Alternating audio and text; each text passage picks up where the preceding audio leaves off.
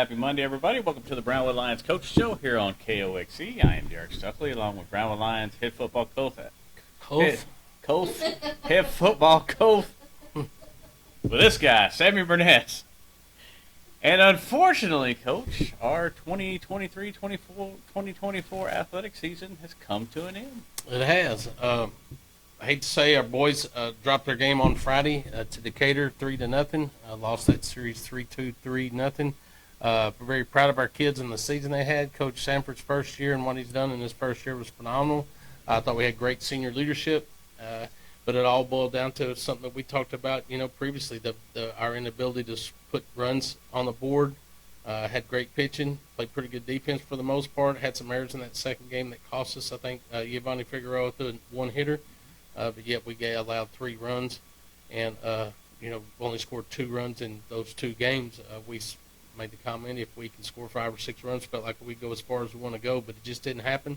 That's all I want to say about that, because I don't want to bring a negative light to the phenomenal season our kids had, the phenomenal senior leadership they had, great pitching from our seniors, and great following from our underclassmen to buy into what Coach Sanford was doing and to go out there and have the season ahead. So it's not, unless you're the champion, your season never ends when you want it to.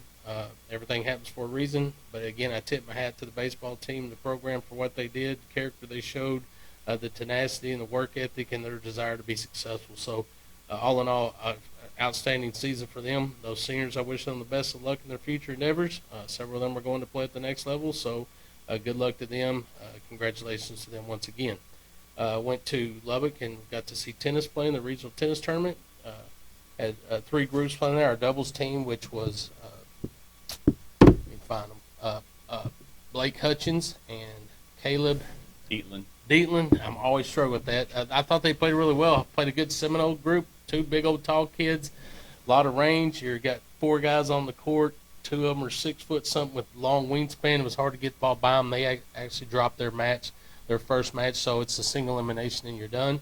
And then the girls doubles was Emma Delgado and Rayleigh Hickey. They won their first match. We're down. Game, set, lost the first set. I'm still trying to learn it. Lost the first set. We're behind in the second set and battled back through that and won the second set, and then went to the third set and were victorious. So that was really awesome to see them come back from being down so big and being successful, but actually dropped their match. Their second match, they went 1-1. And the bright spot for us was our singles. River Prado finished 3-1. Got third place, and what's a shame for that is, next year they're going to 3 advanced to the state tournament in tennis, but he fell 1 short, but a phenomenal matches for him. Got to see 2 of those matches. I didn't stay for Saturday, but was there Friday to watch them all day. I was really pleased with what they did. River battled against a kid from Canyon West Plains. Kid was doing a lot of things that were really classless, trying to get to his head, but he stayed focused on his game and was victorious at a time when no one thought he was going to win that match. So that was really fun to see. And then wound up facing Burt Burnett, young man. Coach Blasek said was just extremely hot at that moment and fell short. But congratulations to him. Got a medal, UIL medal. That's a big deal. So congratulations to Coach Hutchin and Coach Blasek and the tennis teams and the young ladies and men that participated in the regional tennis tournament. I thought they did a phenomenal job. Yeah, great performance by tennis and baseball as well, and I think you've got some softball to talk about. Yeah, I just wanted to mention our all-district selections for softball. Our team finished 4th. Don't expect to get many nominations, but we got a lot more than we thought, which means that our kids are very well respected. Even though they didn't place high in the district, they still received several awards. Chloe Walsh selected as a catcher of the year. First team all-district infield was Wilson, Burke, and Romero. So congratulations to those ladies. Second team all-district were Jennifer Peak, Peyton Pena, and Addison Welch. So congratulations to those ladies for their district awards. Anytime you get nominated by other coaches or selected by other coaches to be an all-district player, that's a big deal. So congratulations to them.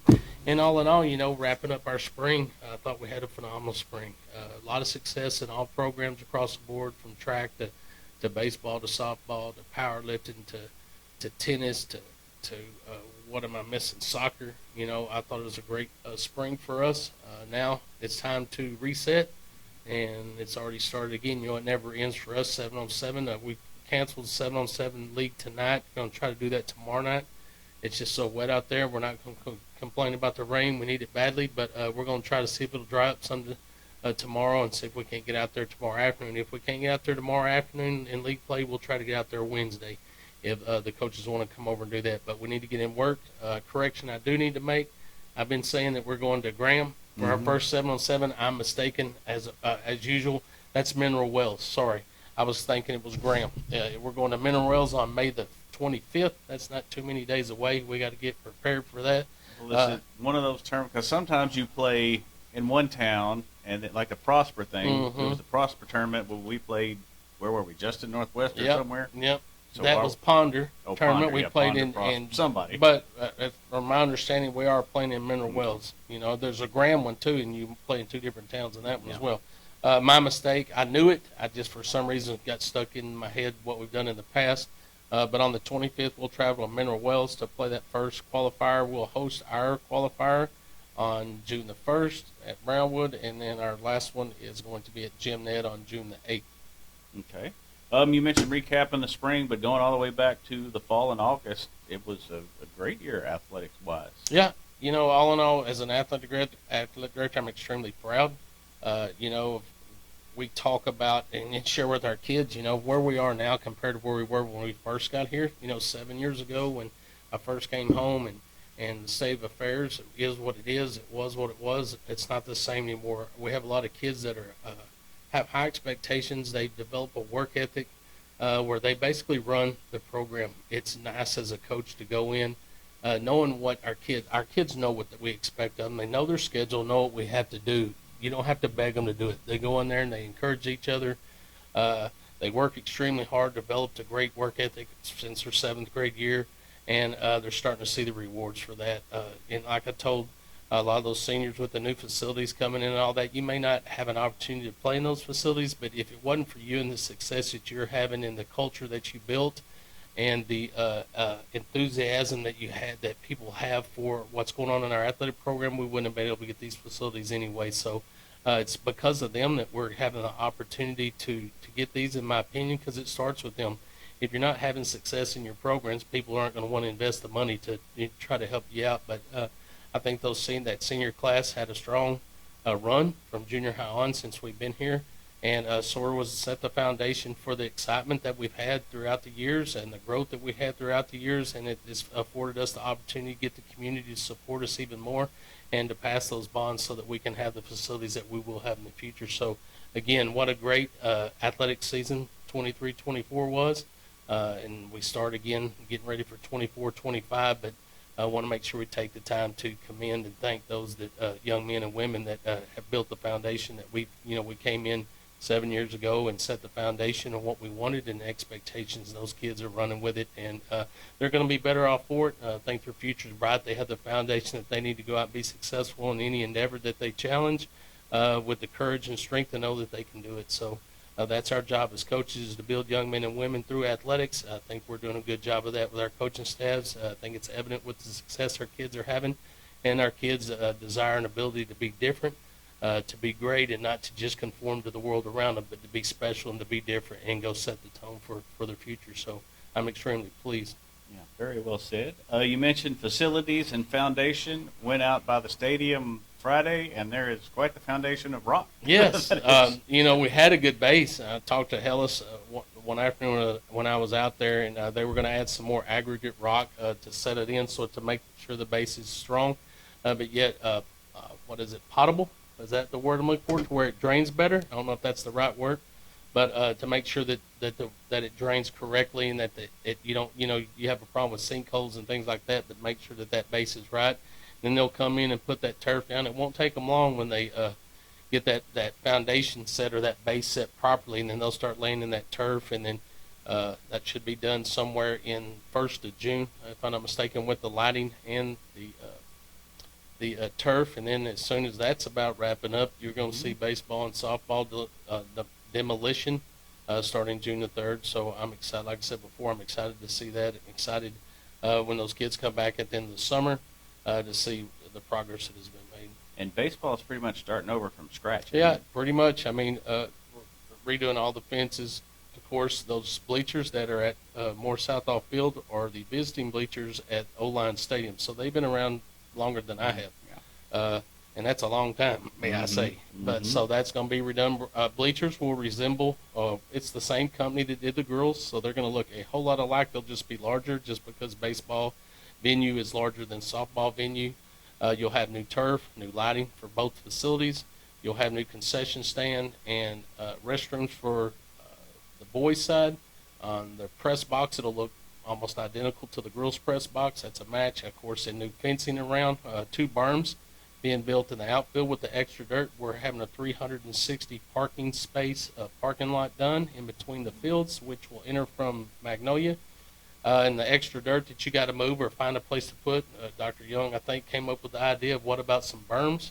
We reflected back to Glen Rose, where you can sit on a big old berm and watch baseball and softball at the same time, and I'm almost positive that's dirt that they had from when they turfed their field. So came up with the ideas to put some berms in the outfield so people can go sit out there in the lawn chair and just sort of sit on the hill and watch the game, which is a neat deal. But it's going to be a totally different look for the boys and the girls. I mean, same thing for the girls, resurfaced, refencing, new pitching bullpens.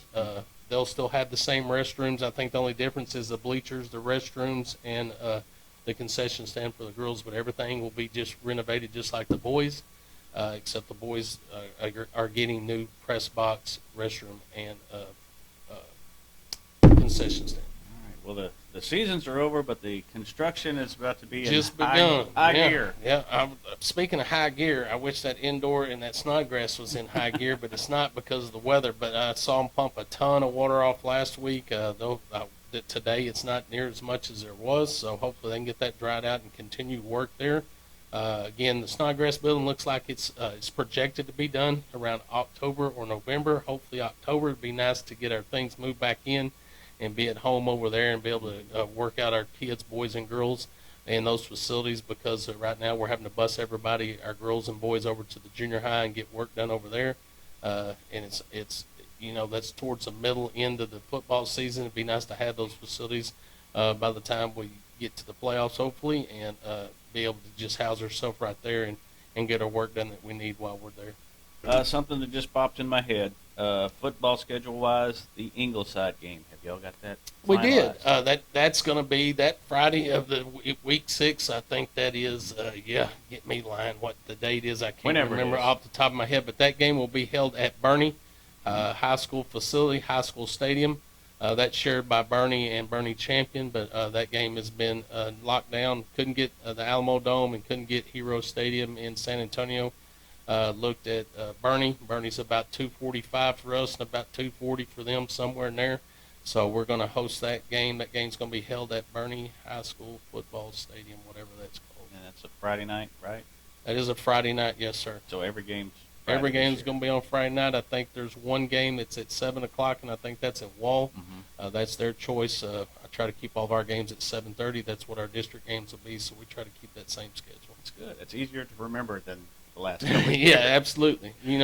For a long time, people went to 7 o'clock starts, and I still hadn't figured out why they want to do that. Get us home 30 minutes early. I'm like, what's 30 minutes when you're getting home at 11:30, 12 o'clock? You don't leave. If you're sitting there watching the film, you don't leave till 2 or 3 anyway. So what's 30 minutes? My deal is let's get the fans an opportunity to get out of work and get to the game without stressing. So anytime we can start at 7:30, I'm going. All right. Well, that sounds good. Anything else we need to mention today, Coach? Well, let's thank those sponsors that give us an opportunity to do this. Auto Glass Magic, Bruner Auto Group, Syntex Body and Paint, Syntex Equipment Sales, Citizens National Bank, Dan Hill Containers, Dr. Bon Young, Dr. Pepper Bottling Company, Everett Jones Investment, Hendrick Medical, Howe Enterprises, Humphrey Pete's, Heartland Funeral Home, Landmark Admin, MC Bank, Payne & Johnson Associates, Smith & Sharp Agency, Sonic Drive-In, Stanley Chrysler, Texas Bank, Weldon Wilson Electric, Western Bank, and Willie's Teas. All right. Well, that'll wrap up today's show. We will be back Wednesday to talk about something here on the Brownwood Lions Coaches Show on KOXE, KOXE.com, and the KOXE app. Have a great day, Brownwood.